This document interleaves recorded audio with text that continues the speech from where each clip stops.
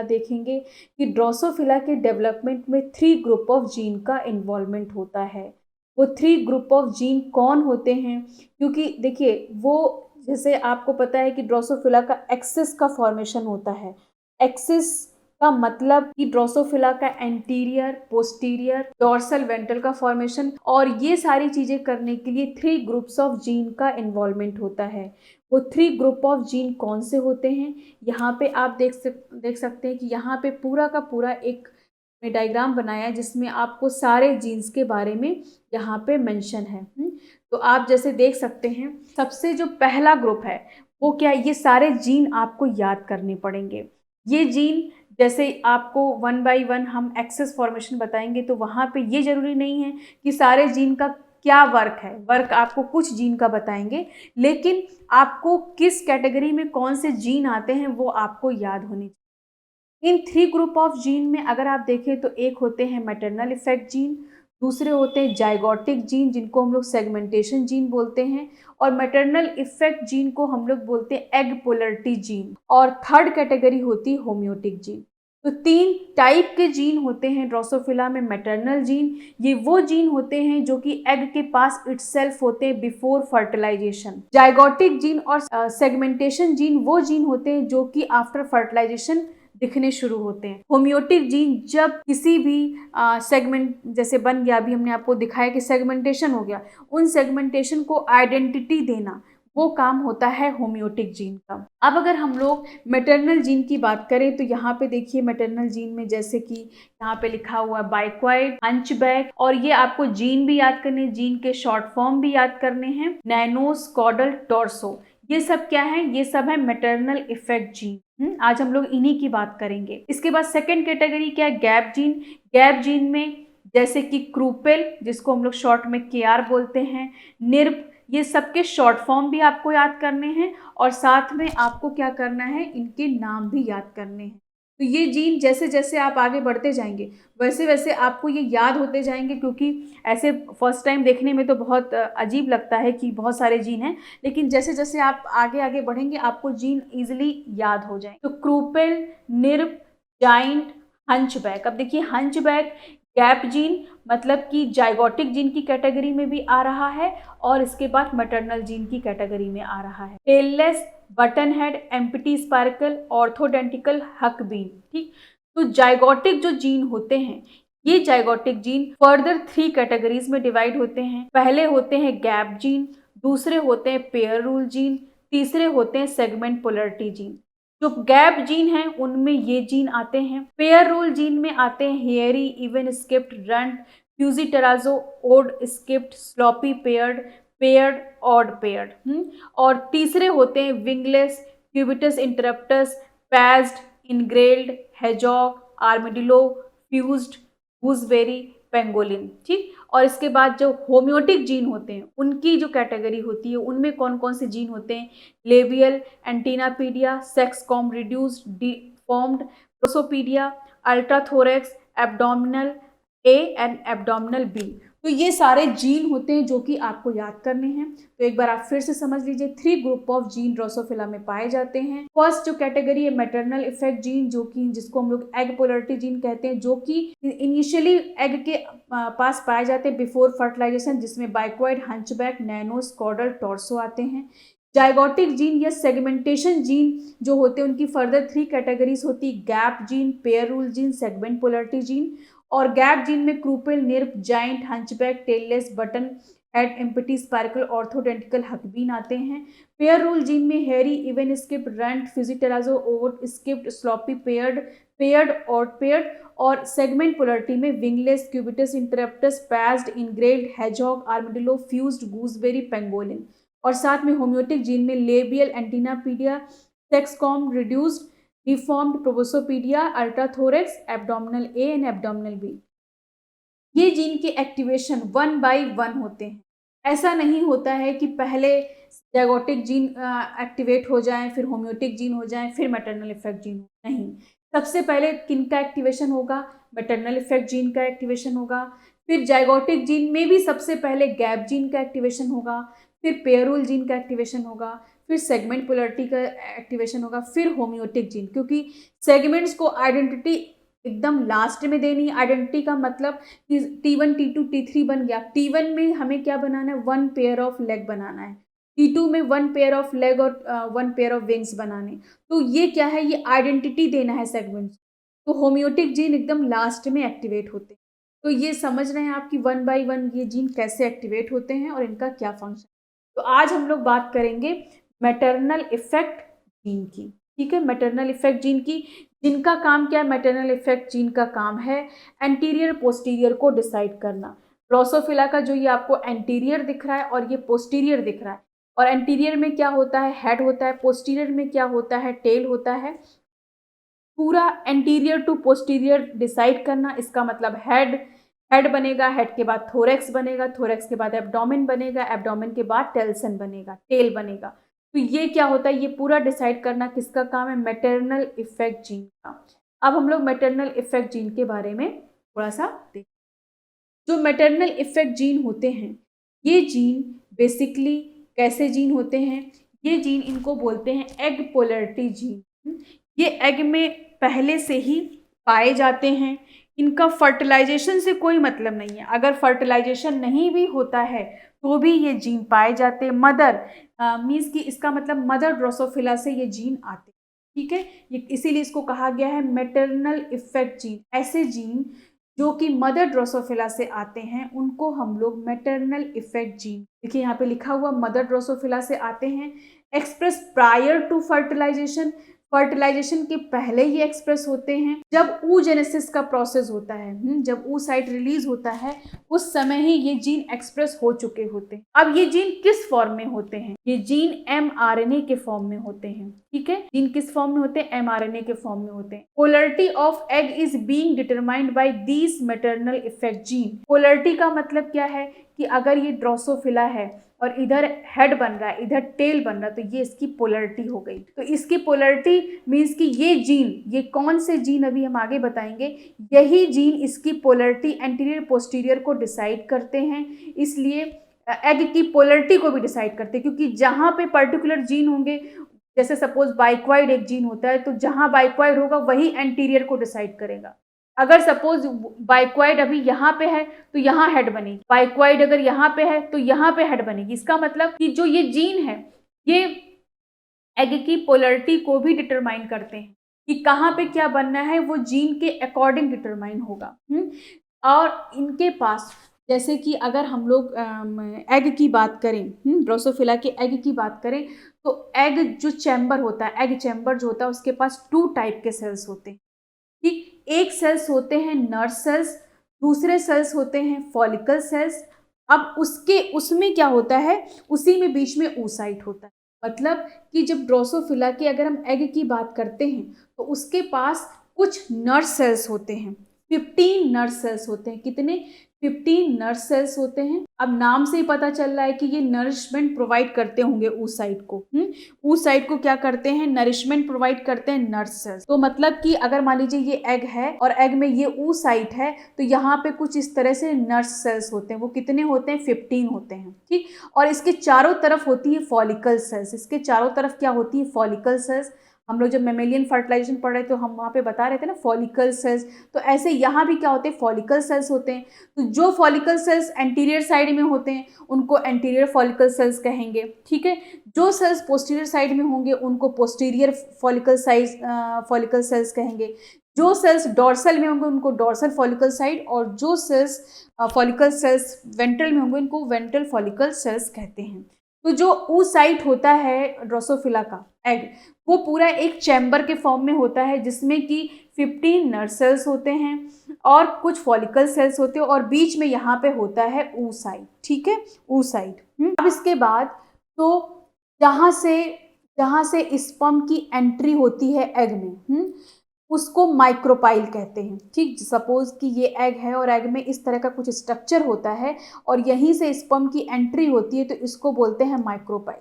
और एग की जैसे ही एंट्री माइक्रोपाइल में होती है, प्रिवेंट पॉलीस्पर्मी।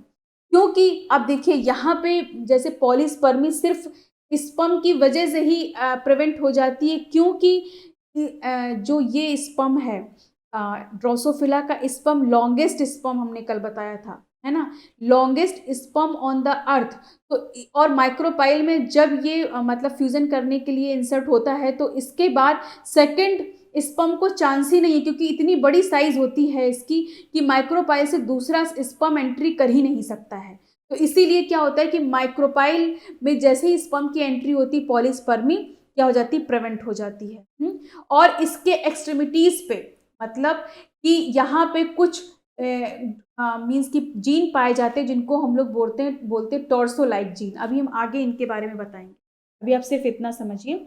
अब इसके बाद अगर हम लोग ड्रोसोफिला के एंटीरियर पोस्टीरियर को डिटरमाइन करते हैं तो डिटर्मिनेशन के लिए यहाँ पे क्या होते हैं कि यहाँ पे आप देख रहे हैं कि एंटीरियर में, जैसे सपोज ड्रोसोफिला है तो ये ड्रोसोफिला है, इस ड्रोसोफिला के एंटीरियर में कुछ जीन होंगे और कुछ जीन पोस्टीरियर में होंगे। तो ड्रोसोफिला के एंटीरियर में कौन से जीन एक्सप्रेस होते हैं? ड्रोसोफिला के एंटीरियर में एक्सप्रेस होते हैं बाइक्वाइड हंचबैक। बाइक्वाइड हंचबैक कहाँ पे होते हैं? एंटीरियर में, ठीक। इसके बाद पोस्टीरियर में कौन से जीन एक्सप्रेस होते हैं? नैनोस कॉडल, कहाँ पे? पोस्टीरियर में। तो आप इसको शॉर्ट फॉर्म में याद कर सकते हैं, जैसे कि भारती मैम का भा आपको याद रहेगा, है ना, याद रहेगा ना। तो इसको आप क्या कर सकते हैं? BHA भा, मतलब कि बाइक्वाइड हंचबैक एंटीरियर। एनसीपी को आप कैसे याद कर सकते हैं? जैसे कि कभी कभी आपको पढ़ना पड़ता है, आपका मन नहीं कर रहा लेकिन फिर भी आपको पढ़ना पड़ रहा है, तो इसको आप ऐसे कर सकते हैं, ना चाह के पढ़ना, है ना, नहीं चाह रहा है फिर भी पढ़ना पड़ रहा है, तो ना चाह के पढ़ना। तो इससे इसको क्या, एनसीपी क्या हो जाएगा? नैनोस कॉडल एंड पोस्टीरियर। तो ये आप दो इससे इसको याद कर सकते हैं कि एंटीरियर में कौन से जीन एक्सप्रेस होंगे? बाइक्वाइड हंचबैक। पोस्टीरियर में कौन से जीन एक्टिवेट रहेंगे? नैनोज और कॉडल। तो अभी आप इतना याद रखिए। इसके बाद फिर हम लोग आगे बढ़ते हैं। अब अगर ड्रोसोफिला के एंटीरियर पोस्टीरियर एक्सिस को हमें क्या करना हो? डिटरमाइन करना हो, तो ऐसे केस में हम लोग कैसे कर पाएंगे? अगर ड्रोसोफिला का एंटीरियर पोस्टीरियर में हमने आपको बता दिया कि एंटीरियर में कौन से जीन एक्सप्रेस होते हैं? बाइक्वाइड और हंचबैक एंटीरियर में, और पोस्टीरियर में कौन से जीन एक्सप्रेस होते हैं? नैनोस कॉडल और कहाँ पे? पोस्टीरियर में। अब ये आपको याद रखना है। अब इसके बाद यहाँ पे देख सकते हैं कि ये बाइक्वाइड, ये एग के अंदर की पोजीशन बताई गई है, पोजीशन इन ऊ साइड में ये जीन। अब ये बाइक्वाइड हंचबैक नैनोस कॉडल क्या है? ये हैं mRNAs।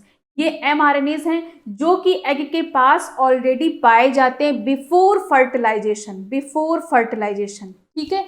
लेकिन इनकी एक्सप्रेशन अभी देखनी है। जब फर्टिलाइजेशन नहीं हुआ होता, जीन तो चारों हैं, लेकिन उनका अमाउंट कहाँ पे ज़्यादा है, कहाँ पे कम है, और कैसे ये एंटीरियर पोस्टीरियर को डिटरमाइन करते हैं। और इन जीन में सबसे इंपॉर्टेंट जीन बाइक्वाइड होता है। क्यों होता है अभी हम आगे आगे बताएंगे, ठीक। अब देखिए इसमें क्या होता है कि ये कॉन्सेंट्रेशन को डिनोट किया गया है। यहाँ पे कॉन्सेंट्रेशन क्या दिख रही है? हाई। यहाँ पे क्या दिख रही है? लो दिख रही है। जो ये पिंक कलर का है ये बाइक्वाइड है। अब यहाँ पे ये क्या है? ये बिफोर फर्टिलाइजेशन, ये एग का क्या है? एंटीरियर है, ठीक है। जैसे सपोज ये एग है तो एग का ये एंटीरियर है और ये पोस्टीरियर है। अब एग के एंटीरियर में क्या है? एग के एंटीरियर में बाइक्वाइड की कॉन्सेंट्रेशन देखिए यहाँ पे हाई दिख रही है, और जैसे जैसे बाइक्वाइड एंटीरियर से थोड़ा थोड़ा शिफ्टिंग हो रहा है। अब एंटीरियर पे क्या बनता है? एकदम एंटीरियर पे क्या बनता है? हेड बनती है। उसके बाद क्या बनता है? थोरैक्स बनती है, ठीक। तो जैसे जैसे ये शिफ्टिंग हो रही है एंटीरियर साइड में से पोस्टीरियर की तरफ, है ना, अभी है ये एंटीरियर में ही लेकिन पोस्टीरियर की तरफ शिफ्टिंग हो रही है। जैसे कितना कंसीडर करते हैं एंटीरियर? जहां तक थोरैक्स बनती है उसको एंटीरियर कंसीडर करते हैं, और जहां से एब्डोमेन बनना शुरू होती है वहां से पोस्टीरियर कंसीडर करते हैं। तो यहाँ से यहाँ तक जाने में कॉन्सेंट्रेशन यहाँ पे सबसे ज़्यादा होगी। तो बाइक्वाइड की कॉन्सेंट्रेशन एंटीरियर पोर्शन में सबसे, जो एकदम मतलब एंटीरियर है वहाँ पे सबसे ज़्यादा होगी। जैसे जैसे शिफ्टिंग होगी पोस्टीरियर की तरफ वैसे वैसे इसकी कॉन्सेंट्रेशन कम होती जाएगी। अभी ये क्या है? बिफोर फर्टिलाइजेशन, अभी किसी भी स्पर्म ने फर्टिलाइजेशन नहीं किया तब ये एग में mRNA बाइक्वाइड की पोजीशन और कॉन्सेंट्रेशन है mRNA के फॉर्म में। नैनोस की कॉन्सेंट्रेशन देखेंगे तो क्या एकदम पोस्टीरियर में हाई कॉन्सेंट्रेशन है, और जैसे जैसे थोड़ा सा शिफ्टिंग करेंगे एंटीरियर की तरफ तो कॉन्सेंट्रेशन थोड़ी थोड़ी ग्रेडियंट कम होता जाएगा। एक तरीके से क्या हो रहा है, ग्रेडियंट बन रहा है, यहाँ पे बहुत हाई, फिर थोड़ा कम, फिर इससे कम, है ना। तो ये एक ग्रेडियंट जनरेट कर रहा है बाइक्वाइड और नैनोज एमआरएनए के फॉर्म में, अभी एमआरएनए है।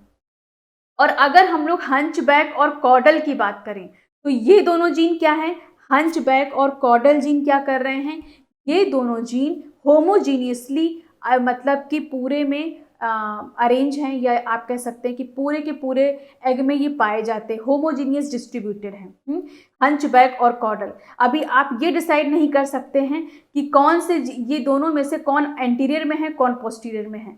तो एग में जब बिफोर फर्टिलाइजेशन बाइक्वाइड की कॉन्सेंट्रेशन एंटीरियर में ज़्यादा होती है, नैनोज की कॉन्सेंट्रेशन पोस्टीरियर में ज़्यादा होती है, लेकिन हंचबैक और कॉडल पूरे के पूरे एग में होमोजीनियसली डिस्ट्रीब्यूटेड होते हैं। तो ये होता है बिफोर फर्टिलाइजेशन। लेकिन जैसे ही फर्टिलाइजेशन होता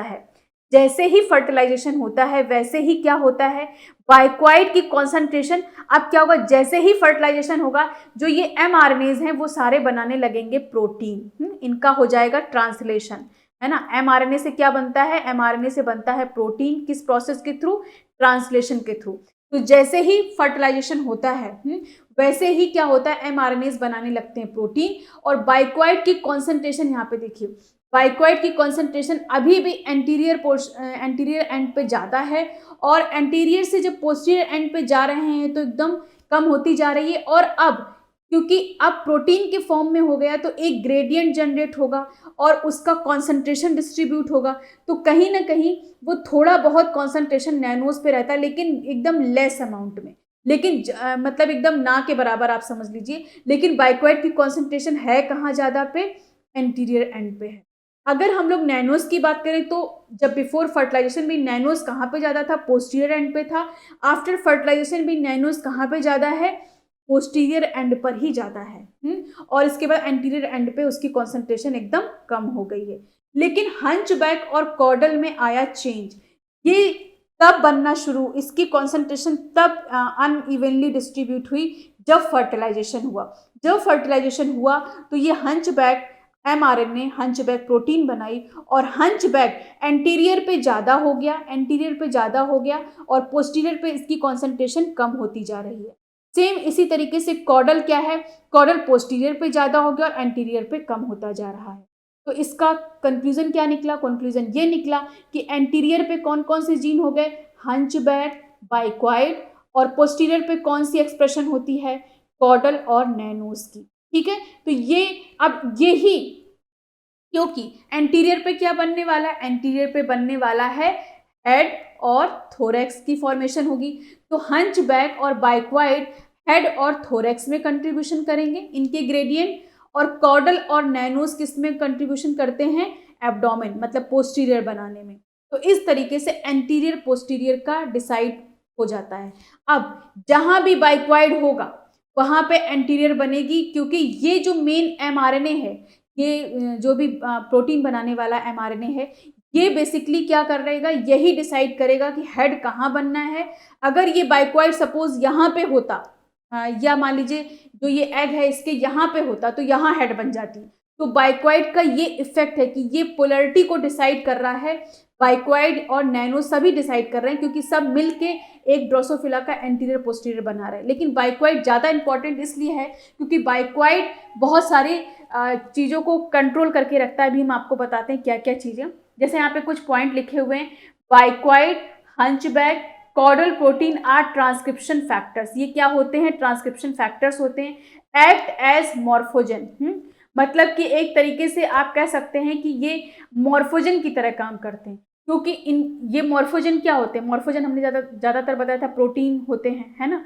तो ये एमआरएनए जब प्रोटीन के फॉर्म में आ गए, जब ये प्रोटीन के फॉर्म में ग्रेडियंट जनरेट हो रहा है और उस ग्रेडियंट से इसका एंटीरियर पोस्टीरियर डिसाइड हो रहा है। Biquid is the most important mRNA which come out first during the anterior axis formation. जब anterior axis की formation होती है तो बाइक्वाइड सबसे पहला मतलब mRNA होता है जो कि एक्सप्रेस होता है, मतलब प्रोटीन के फॉर्म में आता है। क्योंकि बाइक्वाइड क्या है, एक mRNA है जब बिफोर फर्टिलाइजेशन, और इसके बाद जैसे ही फर्टिलाइजेशन होता है तो सबसे पहले एक्सप्रेशन किसकी होती है प्रोटीन के फॉर्म में, बाइक्वाइड की होती है। इसलिए ये फर्स्ट मीन्स सबसे पहले ये दिखना शुरू होता है एंटीरियर के फॉर्मेशन के लिए। अब देखिए एंटीरियर पे क्या बन गया है, एंटीरियर पे बना है बाइक्वाइड। और एंटीरियर पे क्या नहीं बना है, एंटीरियर पे क्या नहीं बना है, एंटीरियर पे नहीं बना है जैसे कि हमने बताया ना, एंटीरियर पे बाइक्वाइड हंचबैक होता है और पोस्टीरियर पे क्या होता है, नैनोस्कॉडल।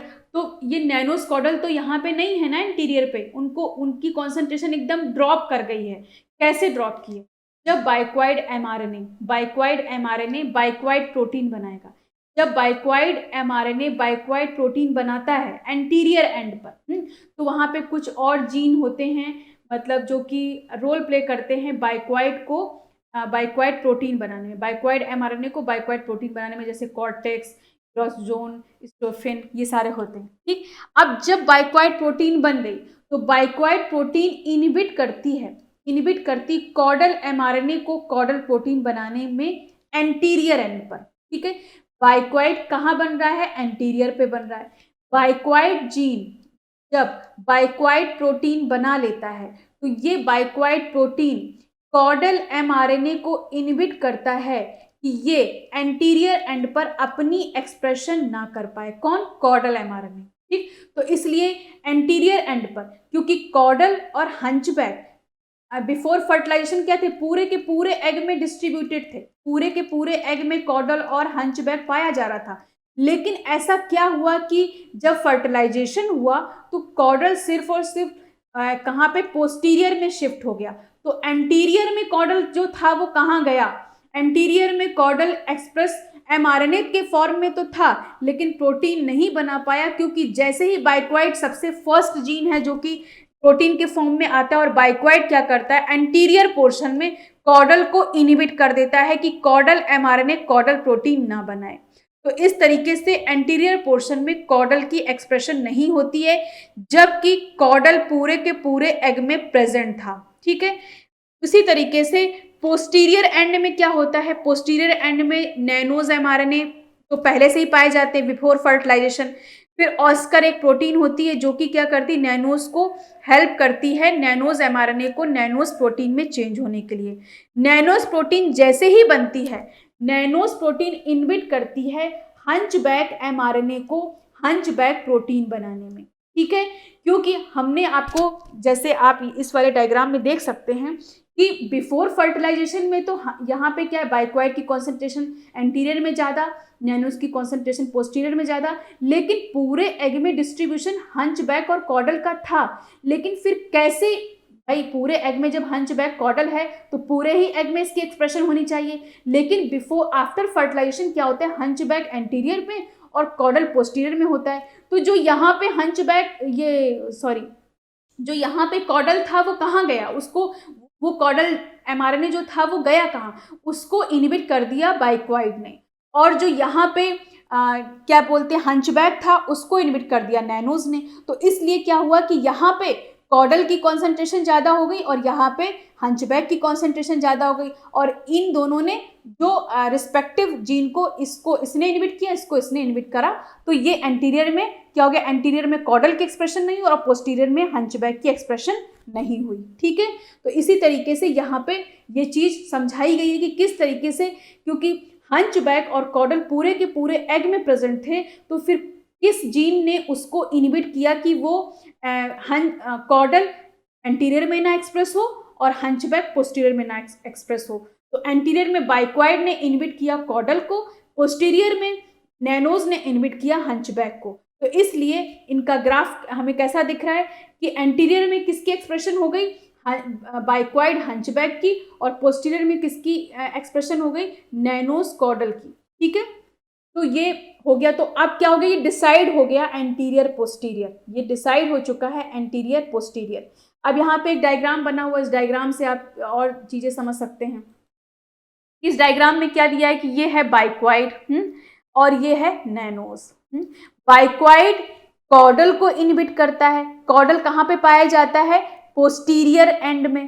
पोस्टीरियर एंड में क्या पाया जाता है, पोस्टीरियर एंड में पाया जाता है कॉडल, तो कॉडल को बाइक्वाइड एंटीरियर में इनहिबिट करता है, और नैनोस को जो एंटीरियर में पाया जाता है उसको नैनोस इनहिबिट करता है कि यहाँ पे ना एक्सप्रेस हो। तो ये दोनों बाइक्वाइड कॉडल को इनहिबिट करेगा, नैनोस हंचबैक को इनहिबिट करेगा, और फिर इसके बाद एंटीरियर में क्या हो जाएगा, एंटीरियर में बन जाएगा बाइक्वाइड और हंचबैक, और पोस्टीरियर में क्या हो जाएगा, नैनोस और कॉडल। और बाइक्वाइड ट्रांसक्रिप्शन फैक्टर का काम करता है, मतलब बाइक्वाइड एक्टिवेशन का काम करता है हंचबैक के लिए। बाइक्वाइड क्या करता है, हंचबैक के को एक्टिवेट, मतलब बाइक्वाइड और हंचबैक एक साथ एक्सप्रेस हो रहे हैं ना एंटीरियर एंड में, तो इसका मतलब कि बाइक्वाइड सपोर्ट कर रहा है हंचबैक के एक्सप्रेशन को। ठीक, तो ये डायग्राम ये शो कर रहा है। और जब ऐसा हो जाएगा, ऐसी सारी चीजें होंगी, तो एक प्रॉपर ड्रोसोफिला का डेवलपमेंट होगा, जहां पे हेड होगा, थोरैक्स होगा और एब्डोमेन का फॉर्मेशन। ठीक है, अब इसके बाद हम लोग आगे बढ़ते हैं। हमने आपको अभी जब प्रीवियसली एक डायग्राम बता रहे थे, और उसमें हम आपको बता रहे थे कि किस तरीके से पूरा एक एग चैम्बर होता है। ये एग चैम्बर इसको हम लोग बोलेंगे, इसमें क्या क्या चीज़ें होती हैं। तो यहाँ पे देखिए, ये ऊ साइट है, ये क्या है, ये ऊ साइट है, ये वाला जो पोर्शन आपको दिख रहा है ये उसका न्यूक्लियस है। यहाँ पे हमने बताया था 15 नर्व सेल्स होती है, तो ये 15 नर्व सेल्स दिख रही हैं। इसके चारों तरफ होती है फॉलिकल सेल्स, ये जो सेल्स दिख रही हैं फॉलिकल सेल्स। तो ये जो फॉलिकल सेल्स हैं, यहाँ पे देखिए ये पोस्टीरियर फॉलिकल सेल्स हो गई, ये एंटीरियर फॉलिकल सेल्स हो गई। इसके बाद अब बेसिकली क्या होता है कि इनकी, जैसे बाइक्वाइड आपको कहाँ पे दिख रहा है, बाइक्वाइड आपको दिख रहा है एंटीरियर पे, ठीक है, और नैनोस कहाँ पे दिख रहा है, नैनोस आपको दिखता है पोस्टीरियर पे।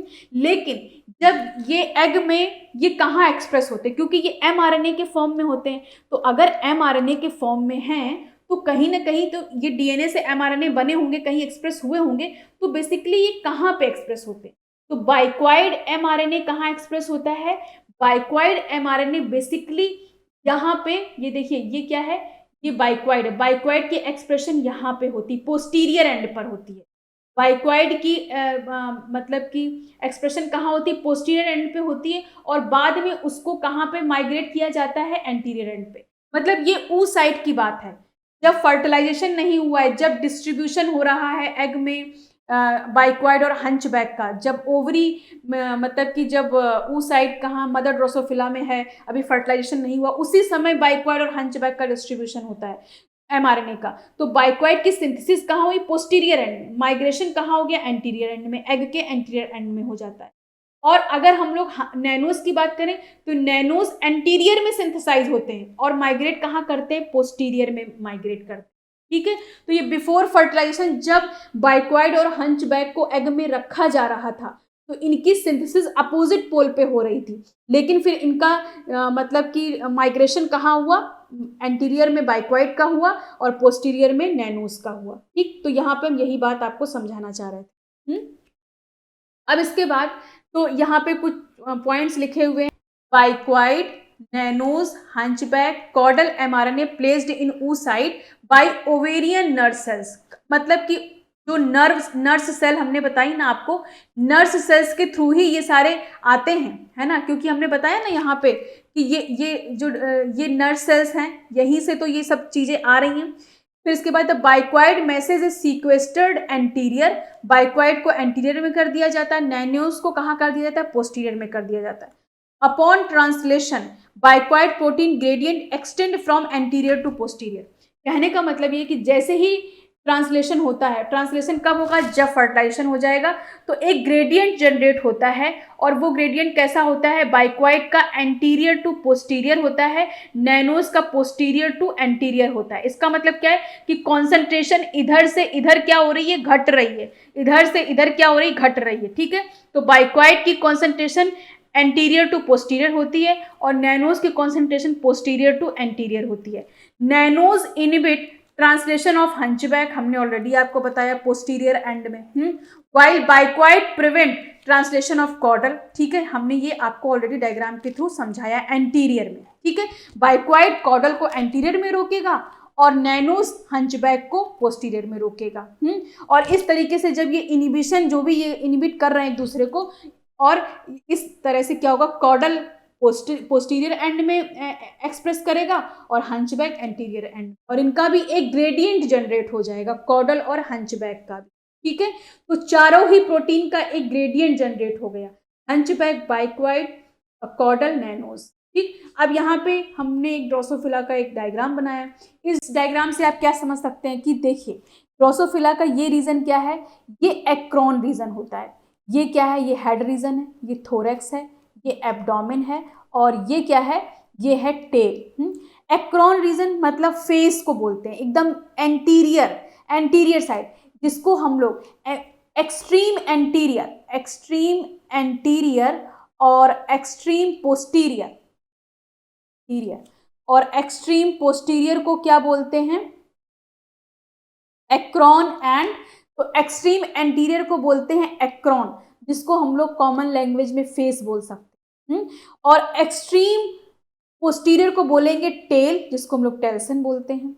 यहाँ पे स्पेसिफिक मैटरनल जीन और आ गए टॉर्सो प्रोटीन। ठीक है, यहाँ पे एक्सप्रेशन होती है एक्सट्रीमिटीज पर, मतलब कि एक्सट्रीम एंटीरियर और एक्सट्रीम पोस्टीरियर पर टॉर्सो प्रोटीन का एक्सप्रेशन होता है। ठीक है, एक्रोन और फेस में। ठीक, अब इसके बाद अगर हेड बनाना है तो हेड में बाइक्वाइड और हंचबैक का कंट्रीब्यूशन होगा। बाइक्वाइड की कॉन्सेंट्रेशन वेरी हाई होगी। ठीक है, इनकी कॉन्सेंट्रेशन हाई होगी। अगर क्या कहते हैं थोरैक्स बनाना है, अब ये क्या है, ये ग्रेडियंट जनरेट हो रहा है। बाइक्वाइड का कॉन्सेंट्रेशन यहाँ पे सबसे ज्यादा होगा इस जगह पे, फिर यहाँ पे कॉन्सेंट्रेशन घटने लगेगी। ठीक है, तो ये क्या है, कॉन्सेंट्रेशन ग्रेडियंट ऑफ बाइक्वाइड और हंचबैक एंटीरियर में। तो यहाँ से यहाँ कॉन्सेंट्रेशन क्या हो रही है, बाइक्वाइड की कम हो रही है, यहाँ पे सबसे ज्यादा होगी और यहाँ पे घट के कम हो जाएगी, तो एक ग्रेडियंट बन रहा है। तो हेड बनाने के लिए बाइक्वाइड और हंचबैक का कंट्रीब्यूशन होता है, थोरैक्स बनाने के लिए भी बाइक्वाइड और हंचबैक का ही कंट्रीब्यूशन होता है, लेकिन कॉन्सेंट्रेशन डिफरेंट है। जब बाइक्वाइड की कॉन्सेंट्रेशन हाई है तो हेड बनेगा, कॉन्सेंट्रेशन लो है तो क्या बन रहा है, थोरैक्स बन रहा है। तो ये बहुत इंपॉर्टेंट क्या हो गए, मॉर्फोजेन हो गए। और हमने बताया था कि मॉर्फोजेन का कॉन्सेंट्रेशन बहुत इंपॉर्टेंट रोल प्ले करता है। अगर मॉर्फोजेन का कॉन्सेंट्रेशन हाई है तो कोई भी अनस्पेसिफाइड टिश्यू कोई एक फेट में जा सकता है। अगर कॉन्सेंट्रेशन लो हो गया तो वही स्पेसिफाइड टिश्यू सेम मॉर्फोजेन से कोई दूसरी फेट में जा सकता है। तो ठीक ऐसा ही यहाँ भी हो रहा है, जब बाइक्वाइड की कॉन्सेंट्रेशन हाई है तो हेड बन रही है, जब बाइक्वाइड की कॉन्सेंट्रेशन मतलब लो हुई तो क्या हो रहा है, थोरैक्स बन रहा है। इसके बाद पोस्टीरियर, तो थोरैक्स तक के रीजन को हम लोग एंटीरियर कंसीडर करते हैं, और एब्डोमेन किस में आता है, पोस्टीरियर में एंड में आता है। और आपको पोस्टीरियर एंड में पता है एब्डोमेन किसके कंट्रीब्यूशन से बनेगा, पोस्टीरियर एंड में कौन कौन से थे, कॉडल और नैनोज। तो एब्डोमेन के कौन से जीन कंट्रीब्यूट करेंगे या कौन से प्रोटीन, कॉडल और नैनोज। ठीक है, यहाँ भी कॉन्सेंट्रेशन ग्रेडियंट है कॉडल और नैनोज का, पोस्टीरियर एंड पर, एकदम पोस्टीरियर एंड पर नैनोज की कॉन्सेंट्रेशन हाई और फिर कॉन्सेंट्रेशन लो होती जाएगी। ठीक है, इस तरह से एक ग्रेडियंट जनरेट हो जाता है। और एक्रोन और टेल्सन को बनाने के लिए टॉर्सो की एक्सप्रेशन होती है, टॉर्सो की एक्सप्रेशन जरूरी होती है। ठीक है, लेकिन टॉर्सो के साथ ये सब भी जीन इन्वॉल्व होते हैं, लेकिन अगर मेन देखें तो अगर टॉर्सो जीन नहीं होगा तो एक्सट्रीमिटीज का फॉर्मेशन नहीं हो पाएगा। ठीक, तो ये आपको समझ में आ गया होगा। तो इस तरह से अगर हम लोग ड्रोसोफिला की बात करें तो हमें यहाँ पे दिखेंगे 4 तरह के ग्रेडियंट दिखेंगे। ठीक है, कैसे gradient, an anterior to posterior gradient of bicoid, anterior to posterior किसकी दिखेगी, बाइक्वाइड की कॉन्सेंट्रेशन दिखेगी। An anterior to posterior gradient of hunchback, तो बाइक्वाइड की हमें एंटीरियर टू पोस्टीरियर दिखी, हंचबैक की भी हमें कैसी दिखी, एंटीरियर टू पोस्टीरियर दिखी। पोस्टीरियर टू एंटीरियर किसकी कॉन्सेंट्रेशन दिख रही, नैनोज की दिख रही है, और इसके बाद पोस्टीरियर टू एंटीरियर किसकी दिख रही है, कॉडल की दिख रही है। ठीक है, तो ये पूरे क्या हो गए, ये ग्रेडियंट जनरेट होते हैं ड्रोसोफिला के अंदर, और इन ग्रेडियंट से ही एंटीरियर पोस्टीरियर डिसाइड होता है। इसके अलावा कुछ और जीन होते हैं जैसे कि स्टूफेन और ऑस्कर, ये भी क्या है, ये भी मैटरनल इफेक्ट जीन ही है। ये क्या करते हैं, staufen is a posterior maternal gene, क्या है, पोस्टीरियर में पाया जाने वाला मैटरनल जीन है, कौन, स्टोफिन। स्ट्रोफिन क्या है, पोस्टीरियर में पाया जाने वाला मैटरनल जीन है, जो कि क्या करता है, फॉलिकल सेल से बनता है, एग की जो फॉलिकल सेल्स हैं उनसे बनता है, और ये होल्ड करता है नैनोज को इन पोस्टीरियर। नैनोज कहाँ पे है, नैनोज है यहाँ पे। अब नैनोज को यहाँ पकड़ के कौन रख रहा है, स्ट्रोफिन, कि नैनोज कहाँ पे रहे, पोस्टीरियर में, तो स्ट्रोफिन का ये रोल है। नैनोज क्या है, नैनोज एक पोस्टीरियर मैटरनल जीन है जो कि फॉलिकल सेल से बनता है और जो कि नैनोज को होल्ड करके रखता है कि वो पोस्टीरियर में ही रहे, ठीक। और ऑस्कर क्या है, ऑस्कर एंटीरियर मैटरनल जीन है। ऑस्कर क्या है, एंटीरियर मैटरनल जीन है, और ये क्या करेगा, ये ट्रांसपोर्ट करता है पोस्टीरियर, मतलब कि however transport to posterior with nanos. ये क्या करता है कि मान लीजिए यहाँ पे नैनोज की नैनोज यहाँ पे है, अगर आ गया तो ऑस्कर इसको पकड़ेगा और पकड़ के पोस्टीरियर में शिफ्ट कर देगा। समझ रहे हैं बात को, कि नैनोज को दोनों कंट्रोल कर रहे हैं। नैनोज को एक ने तो पकड़ के रखा है स्ट्रोफिन ने कि वो होल्ड रहे। सपोज कि नैनोज किसी भी तरह से एंटीरियर एंड में पहुंचा तो ऑस्कर उसको हेल्प करेगा कि वो कहाँ चला जाए, पोस्टीरियर में चला जाए, ठीक है, होल्ड करके पोस्टीरियर में पहुंचा देगा। तो इस तरह से ग्रेडियंट मेंटेन रहेगा। अब इसके बाद हमने टर्मिनल जीन की बात कही कि एक्सट्रीमिटीज पे पाए जाते हैं टर्मिनल। देखिए टर्मिनल में कौन से एक्सट्रीमिटीज पे जीन पाए जाते हैं, एक्सट्रीमिटीज पे जीन हमने बताया कि टॉर्सो पाए। टॉर्सो भी क्या है, टॉर्सो भी मैटरनल जीन है, और इसको हम लोग थर्ड सेट ऑफ जीन कहते हैं, क्योंकि फर्स्ट सेट ऑफ जीन क्या हो गया, जो एंटीरियर में पाया जा रहा है, बाइक्वाइड हंचबैक। सेकेंड सेट जीन कौन से, जो पोस्टीरियर में पाया जा रहा है। थर्ड सेट क्या, ये एक्सट्रीमिटीज पे पाया जा रहा है, एंटीरियर और पोस्टीरियर एंड पर पाया जा रहा है, एकदम एक्सट्रीम एंटीरियर और एक्सट्रीम पोस्टीरियर पर पाया जा रहा है। इसलिए ये थर्ड सेट ऑफ जीन जो कि मैटरनल जीन होते हैं, और ये कहाँ एक्सप्रेस होते हैं, एक्रोन और टेल्सन में एक्सप्रेस होते हैं। जैसे कि ये आप देख पा रहे हैं यहाँ पे जो फॉलिकल सेल्स हैं, ये देखिए फॉलिकल सेल्स हैं, और ये टॉर्सो की एक्सप्रेशन किससे हो रही है, ऊ साइड्स के चारों तरफ। ऊ साइड, ये ऊ साइड है, ये ऊ साइड है, ऊ साइड के जो चारों तरफ ये पाए जाते हैं फॉलिकल सेल्स होते हैं, वो टॉर्सो की एक्सप्रेशन करते हैं और टॉर्सो प्रोटीन को बनाते हैं, और टॉर्सो प्रोटीन हेल्प करते हैं एक्सट्रीम बनाने में। टॉर्सो प्रोटीन हेल्प करते हैं एक्सट्रीम बनाने में, एक्रोन और टेल्सन।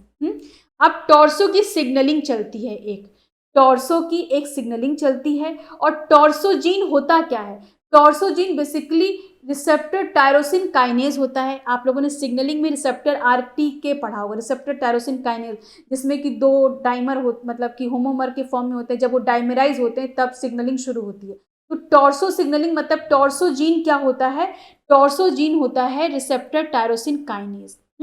अब यहाँ पे क्या होता है कि भाई टॉर्सो जीन एक्सप्रेस हो रही है, तो टॉर्सो जीन मिड में क्यों नहीं एक्सप्रेस होती है, कैसे वो उसको कंट्रोल किया जाता है कि वो एक्सट्रीम एंटीरियर और एक्सट्रीम पोस्टीरियर में एक्सप्रेस होती है। अब इसके बाद यहाँ पे आप देखेंगे कि यहाँ पे टॉर्सो सिग्नल मिल रहा है, यहाँ पे जैसे कि टॉर्सो लाइक टॉर्सो जीन क्या है, रिसेप्टर टायरोसिन काइनेज है। जब रिसेप्टर टायरोसिन काइनेज वाली सिग्नलिंग चलती तो map kinase pathway cascading activate होता है और वो टॉर्सो सिग्नल देगा।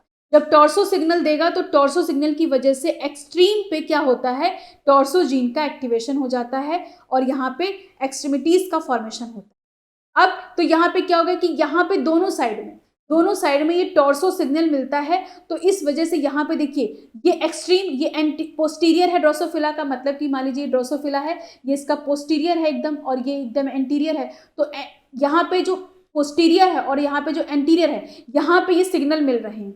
जब ये पोस्टीरियर पे, एक्सट्रीम पोस्टीरियर पे ये सिग्नल मिलेंगे तो यहाँ पे टॉर्सो की देखिए कॉन्सेंट्रेशन क्या है, ज़्यादा है, और फिर टॉर्सो की कॉन्सेंट्रेशन घटने लगती है, और बीच में तो टॉर्सो की कॉन्सेंट्रेशन बिल्कुल है ही नहीं, नो कॉन्सेंट्रेशन ऑफ टॉर्सो। तो जब कॉन्सेंट्रेशन टॉर्सो की है नहीं तो यहाँ पे कोई भी एक्रोन या टेल्सन नहीं बनेगा। और अब ये होता है कि यहाँ पे कॉन्सेंट्रेशन टॉर्सो की ज़्यादा, यहाँ पे भी कॉन्सेंट्रेशन टॉर्सो की ज़्यादा, किसकी वजह से, क्योंकि टॉर्सो सिग्नलिंग हो रही है, मैप काइनेज कैस्केड चल रहा है जिसकी थ्रू ये एक्सप्रेशन हो रही है। सिग्नलिंग के थ्रू ये मैसेज मिलता है कि भाई टॉर्सो प्रोटीन इस एंड पर एक्सप्रेस हो, एक्सट्रीमिटीज पर एक्सप्रेस हो, तो एक्सट्रीमिटीज पर एक्सप्रेस होने लगती है। लेकिन बीच में ड्रोसोफिला के जो एब्डोमेन है, थोरेक्स है या हेड है, वहाँ पे क्यों नहीं एक्सप्रेस हो पाता है? क्योंकि वहाँ पे कुछ रिप्रेसर पाए जाते हैं, रिप्रेसर प्रोटीन, जैसे ग्रोशो ग्रोशो रिप्रेसर प्रोटीन पाया जाता है जो कि रिप्रेस करके रखता है टॉर्सो को। क्योंकि देखिए यहाँ पे तो दिखाया गया ना कि टॉर्सो की जो फॉलिकल सेल्स है वो टॉर्सो बना रही हैं, तो टॉर्सो तो चारों ही तरफ बन रहा है, लेकिन उसकी एक्सप्रेशन, लेकिन वो एक्टिवेट कहाँ हो रहा है? सिर्फ एक्सट्रीम पे, सॉरी यहाँ पे एक्सट्रीम पे एक्टिवेट हो रहा है। तो बीच में जो एक्सप्रेशन हुई है उसको कौन रोक के रखेगा? तो उस जीन को रोक के रखता है ग्रोशो, एक रिप्रेसर होता है। और वो रिप्रेसर एंड पे ड्रोसोफिला के, जैसे ये ड्रोसोफिला है तो ये ग्रोशो का एक्सप्रेशन कैसे होता है कि यहाँ पे एकदम कम होगा और यहाँ पे इसका ग्रेडियंट ज्यादा होगा, यहाँ पे कम हो जाएगा। तो यहाँ पे देखिए ये वाली जो स्ट्रक्चर दिख रही है ये ग्रोशो की है। तो अब एंटीरियर, एक्सट्रीम एंटीरियर पे ग्रोशो की कॉन्सेंट्रेशन ड्रॉप कर रही है, देखिए ड्रॉप कर रही है, लेकिन मिड पोर्शन में क्या हो रही है? ग्रोशो की कॉन्सेंट्रेशन बहुत हाई है। तो मिड पोर्शन में क्या हो जाएगा कि एक्सट्रीमिटीज को छोड़ के बाकी सब जगह पे ग्रोशो को कौन ये टॉर्सो की एक्सप्रेशन ग्रोशो नहीं होने देगा। मतलब ग्रोशो रिप्रेसर की तरह काम करेगा टॉर्सो के लिए मिड रीजन में। मिड रीजन का मतलब हेड, थोरेक्स, एब्डोमेन। तो इस तरह से एक्सट्रीमिटीज का फॉर्मेशन हो जाता है। जब टॉर्सो एंटीरियर एंड पे एक्सप्रेस होगा तो क्या होगा कि बनाएगा एक्रोन, और जब पोस्टीरियर पे एक्सप्रेस होगा तो बनाएगा टेल्सन। अब टॉर्सो इंपॉर्टेंट जीन है, मतलब इंपॉर्टेंट प्रोटीन है एक्सट्रीमिटीज बनाने के लिए, लेकिन आप सिर्फ टॉर्सो को कंसीडर नहीं कर सकते हैं। बहुत सारे और भी जीन, अभी आगे के जीन होंगे, उनका भी इंक्लूजन होता है। जैसे यहाँ पे लिखा है हकबीन, टेल्सन, ये सब भी होते हैं। लेकिन हम लोगों को, क्योंकि हम लोग एंटीरियर पोस्टीरियर पढ़ रहे हैं और हम लोग मैटरनल इफेक्ट जीन पढ़ रहे हैं, तो अभी हम लोग सिर्फ उसके कंटेक्स्ट में चीज़ों को समझ रहे हैं। तो टॉर्सो के बिना तो एक्सट्रीमिटीज, भले ही और जीन का इन्वॉल्वमेंट है, लेकिन जब तक टॉर्सो नहीं होगा तब तक एक्सट्रीमिटीज का मीन्स एक्सप्रेशन नहीं होगा, मतलब एक्रोन और टेल्सन का फॉर्मेशन नहीं होगा। ठीक है, इसके बाद अब हम लोग नेक्स्ट आगे बढ़ते हैं। अब इसके बाद जैसे कि हम आपको बता रहे थे ना कि एंटीरियर में हंचबैक की एक्सप्रेशन होती है, तो हम इसको आपको मॉलिक्यूलर लेवल पे थोड़ा सा समझाना चाहते हैं कि एंटीरियर में, एंटीरियर एंड पर क्या होती है? हंचबैक की एक्सप्रेशन होती है। जैसे कि हम लोगों ने ये ड्रोसोफिला पढ़ा, ड्रोसोफिला में क्या देखा? एंटीरियर एंड पर बाइक्वाइड हंचबैक एंटीरियर एंड पे, और पोस्टीरियर एंड पर होता है नैनोस्कॉर्डल पोस्टीरियर एंड पे। ठीक, इतना तो आपको याद हो ही गया होगा। अब एंटीरियर एंड पर, एंटीरियर एंड पर क्या होता है कि हंचबैक की एक्सप्रेशन होती है। तो एंटीरियर एंड पर हंचबैक एमआरएनए पाया जाता है। हंचबैक एमआरएनए के लिए को एक्टिवेट बाइक्वाइड भी करता है। एक्टिवेट बाइक्वाइड मतलब बाइक्वाइड एज ए ट्रांसक्रिप्शन फैक्टर काम कर सकता है एक्सप्रेशन के लिए, हंचबैक के एक्सप्रेशन के लिए काम कर सकता है, मतलब एक्टिवेट कर सकता है बाइक्वाइड भी। लेकिन बाइक्वाइड के एक्सप्रेशन के लिए एक और चीज होती है, जैसे कि यहाँ पे आप देख पा रहे हैं कि ये क्या है? ये एक हंचबैक एमआरएनए है। ये जो येलो कलर का दिख रहा है ये हंचबैक एमआरएनए है। हंचबैक एमआरएनए में एक नैनोस रिस्पॉन्सिव जीन होता है। ठीक है, हंचबैक एमआरएनए में क्या होता है? एक नैनोज रिस्पॉन्सिव जीन होता है, या एलिमेंट बोलेंगे। ठीक है, एलिमेंट पाया जाता है। अब नैनोज रिस्पॉन्सिव एलिमेंट पे एक प्रोटीन आती है प्यूमिलो, एक प्रोटीन आती है प्यूमिलो, और ये बाइंड करती है। जब ये बाइंड करती है तो आपको पता है, आप लोगों ने मॉलिक्यूलर बायोलॉजी में पढ़ा होगा कि जब एमआरएनए बन जाता है तो एमआरएनए बनने के बाद पोस्ट ट्रांसक्रिप्शनल मॉडिफिकेशन होता है, पॉलीएडेनाइलेशन। ठीक है, पॉलीएडेनाइलेशन आपको पता होगा, है ना? कैपिंग और पॉलीएडेनाइलेशन होता है। तो जो पॉलीएडेनाइलेशन होता है इसमें क्या होता है कि यहाँ पे क्या होता है? बहुत सारे एडेनिन ग्रुप को ऐड कर दिया जाता है। देखिए ए ऐड है। तो ये इस प्रोसेस को बोला जाता है पॉलीएडेनाइलेशन, और जब तक ये प्रोसेस नहीं होता है तब तक ये एमआरएनए प्रोटीन नहीं बना सकता है। ठीक है, जब तक इसके 3' एंड पर मॉडिफिकेशन और 5' एंड पर मॉडिफिकेशन ना हो तब तक ये मीन्स की एक्सप्रेशन नहीं कर सकता प्रोटीन के फॉर्म में। और तो इसका मतलब कि पॉलीएडेनाइलेशन एक एसेंशियल प्रोसेस है। अब हंचबैक आरएनए बन गया, बनने के बाद अब प्यूमिलो जब तक इस पे नहीं आता है, प्यूमिलो जब तक नहीं आएगा, कहाँ पे? इस हंचबैक आरएनए के पास होता है नैनो रिस्पॉन्सिव एलिमेंट, यहाँ से प्यूमुलो बाइंड करता है और इस हंचबैक में पॉलीएडेनाइलेशन करता है। जब पॉलीएडेनाइलेशन होगा तभी हंचबैक का ट्रांसलेशन हो पाएगा। अगर पॉलीएडेनाइलेशन नहीं होता है तो एमआरएनए ट्रांसलेशन नहीं कर सकता है, और जब ट्रांसलेशन होगा तो हंचबैक प्रोटीन बनेगी। कहाँ पे? एंटीरियर एंड पर, ठीक है। एंटीरियर एंड पर हंचबैक के साथ ये होता है, ठीक, क्योंकि हंचबैक हमने आपको बताया ना कि हंचबैक तो पूरे के पूरे एग में होमोजीनियसली अरेंज था, तो बहुत सारे जीन कंट्रोलिंग पावर होती है, कौन किसको कंट्रोल कर रहा है। तो ऐसे ही एक ये भी मैकेनिज्म है कि हंचबैक को कैसे कंट्रोल किया जाता है। हंचबैक के पास एक नैनो रिस्पॉन्सिव जीन होता है।